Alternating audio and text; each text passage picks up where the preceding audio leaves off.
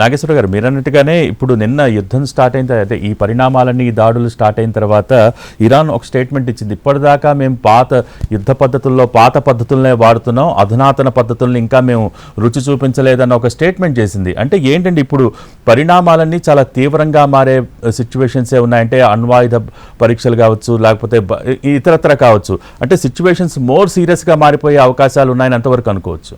అంటే డెఫినెట్ గా ఒకటి ఇమీడియట్ గా ఏంటంటే యుద్ధ భూములు ఏం జరుగుతుంది అనేది ఒక పాయింట్.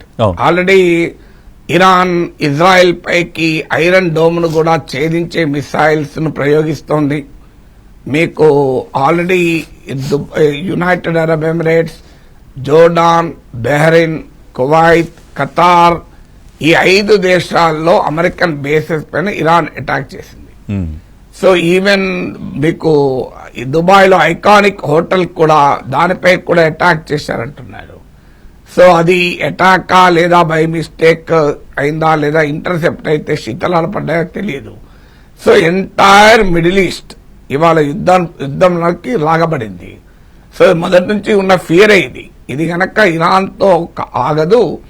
ఎంటైర్ మిడిల్ ఈస్ట్ లో ఇది ఒక తీవ్రమైన ప్రాంతీయ వార్గా మారిపోయే ప్రమాదం ఉంటుంది అని ఆల్రెడీ ఆయిల్ సప్లైస్ బ్లాక్ చేస్తున్నట్లు ప్రకటించారు.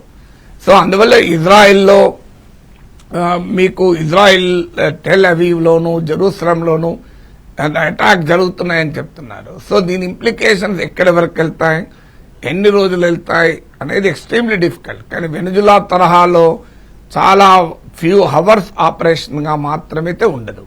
ఇక ఇరాన్ న్యూక్లియర్ కెపబిలిటీని కంప్లీట్ గా డిస్ట్రాయ్ చేస్తారా చూడాలి.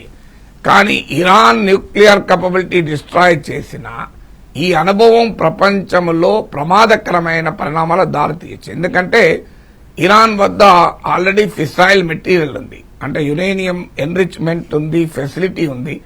ఇప్పుడు ఇరాన్ లో ఒక స్టేబుల్ రిజీమ్ లేకపోతే, ఇప్పుడు ఈ అనార్కీ ఉంటే, క్యావోస్ ఉంటే ఆ న్యూక్లియర్ మెటీరియల్ న్యూక్లియర్ టెక్నాలజీ ఎవరి చేతులైనా పడవచ్చు.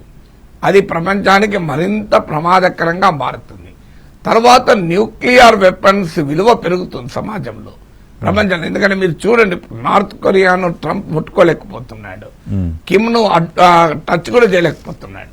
సెకండ్ టర్మ్ వచ్చినాక ఇంతవరకు కిమ్ అన్న పదమే వాడలే ట్రంప్. ఎందుకు? కిమ్ దగ్గర అణ్వాయుధాలున్నాయి. అదే రష్యా యుక్రెయిన్ పై దాడి చేయగలిగింది.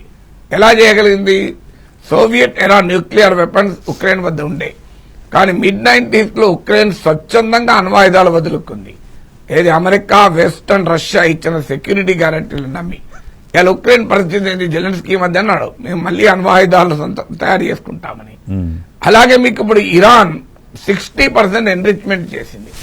90% ఎన్రిచ్మెంట్ కనుక అయ్యుంటే ఇలా ఇరాన్ పైన అమెరికా, ఇజ్రాయెల్ అటాక్ చేయగలిగేదా? మనం పాకిస్తాన్ పైన అటాక్ చేయగలిగా? 4 days తర్వాత ఆపాం కదా. ట్రంప్ చెప్తున్నాడు కదా న్యూక్లియర్ వార్ గా మారి 33.5 కోట్ల మంది మరణించేవారు అని. సో ఇప్పుడు ఏంటి ఈ మెసేజ్? అణ్వాయుధాలు మీ దగ్గర ఉంటే మీ దేశాన్ని ఎవడు ముట్టుకోడు. ఇప్పుడు ప్రపంచంలో ఇది అణ్వాయుధ పోటీని పెంచుతుందా లేదా? న్యూక్లియర్ ఇరాన్ ను అరికట్టచ్చేమో, కానీ న్యూక్లియర్ వరల్డ్ గా మారిపోయే ప్రమాదం ఉంటుంది కదా.